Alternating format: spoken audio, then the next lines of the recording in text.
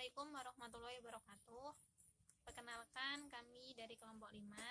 Saya Dinda Anggriani sebagai pemateri 1 dan Mbak Titi Estiarini dan Mas Teguh Santoso sebagai pemateri 2 dan 3. Pada kesempatan kali ini kita akan mempresentasikan mengenai manajemen pengelolaan pesantren. Kata manajemen berasal dari kata bahasa Inggris yaitu manajemen yang dikembangkan dari kata to manage yang artinya mengatur atau mengelola. Kata manage itu sendiri berasal dari kata Italia managio yang diadopsi dari bahasa lain managiare yang berasal dari kata manus yang artinya tangan. Sedangkan menurut terminologis manajemen menurut Davis, hal yang dikutip oleh Matt Pidarta terbagi kepada manajemen sebagai peranan dan manajemen sebagai tugas. Hal ini memberi jalan untuk membedakan kedua istilah itu. Manajemen pengelolaan pondok pesantren merupakan salah satu kelemahan pondok pesantren pada umumnya yang harus diberdayakan dalam pembinaan pondok pesantren. Ini memang dimungkinkan terjadi karena pemahaman bahwa pondok pesantren adalah lembaga pendidikan yang tradisional, sehingga pengelolaan manajemennya kurang serius dan sangat konvensional. Terlebih dengan wataknya yang bebas, sehingga menjadikan pola pembinaan pondok pesantren tergantungnya hanya pada kehendak dan kecenderungan kiainya saja. Padahal sesungguhnya potensi-potensi yang ada dapat diandalkan untuk membantu penyelenggaraan pondok pesantren. Oleh karena itu, pondok pesantren harus diarahkan ke manajerial yang aplikatif, inklusif, dan fleksibel, sehingga proses pembelajaran dalam pembinaan atau pendidikan di pondok pesantren tidak monoton. Adapun prinsip nilai pada pondok pesantren adalah berorientasi pada masalah ketuhanan. Selanjutnya yaitu elemen-elemen pesantren. Pondok pesantren sebagai sebuah lembaga pasti memiliki elemen yang di dalamnya setidaknya ada 5 elemen yang terpenting, yaitu yang pertama pondok, yang kedua adalah masjid, yang ketiga adalah pembelajaran kitab-kitab Islam klasik atau kitab kuning, yang keempat adalah santri, yang terakhir adalah kiai. Di sini saya akan menjelaskan satu persatu.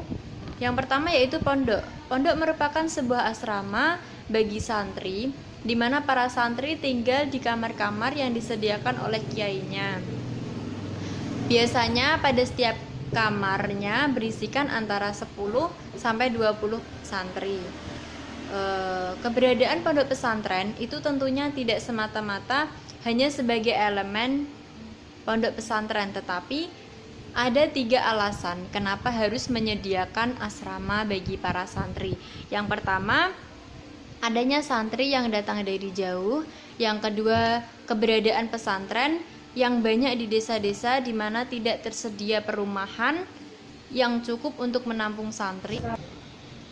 Yang ketiga, ada sikap timbal balik antara kiai dan santri, di mana kiai dianggap sebagai bapak dan santri dianggap sebagai anak. Untuk yang kedua adalah masjid.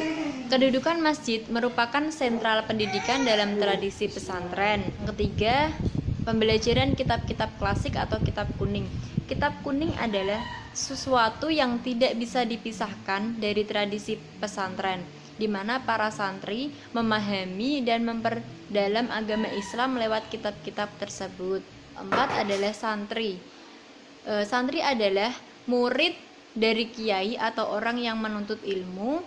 Jadi santri merupakan elemen yang penting dalam sebuah pondok pesantren. Yang terakhir adalah kiai.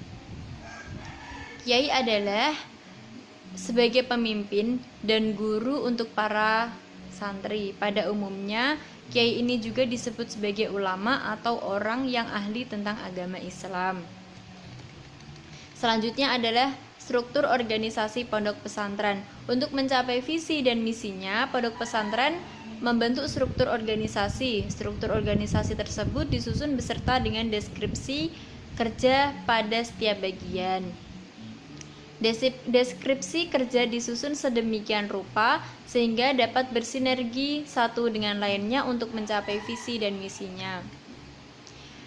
Ciri-ciri umum struktur organisasi pesantren dan tampak adanya kecenderungan perubahan yang sama di dalam menatap masa depannya sebagai berikut, yaitu yang pertama, pada dasarnya struktur organisasi pesantren dapat digolongkan menjadi dua sayap sesuai dengan pembagian jenis nilai yang mendasarinya. Yang pertama yaitu nilai agama dengan keberadaan absolut dan nilai agama dengan keberadaan relatif. Yang kedua, sesuai dengan hierarkis pembagian jenis nilai, maka sayap 1 mempunyai supremasi terhadap sayap 2. Dan oleh karena itu, sayap 2 tidak boleh bertentangan dengan sayap yang pertama. Apalagi kalau sampai melakukan perbuatan yang melanggar akidah syariah, agama, dan sunnah pondok. Untuk yang ketiga, sayap 1 dijaga oleh kiai utama dan dibantu oleh kiai-kiai dan para ustadz yang telah dinilai kemampuan ilmu agamanya oleh kiai utama. Para pembantu kiai utama ini adalah juga santri-santri dari kiai utama. Sayap 2 dijaga oleh kiai-kiai muda, ustadz dan santri. Untuk yang keempat, kiai utama merupakan pemimpin spiritual dan tokoh kunci pesantren.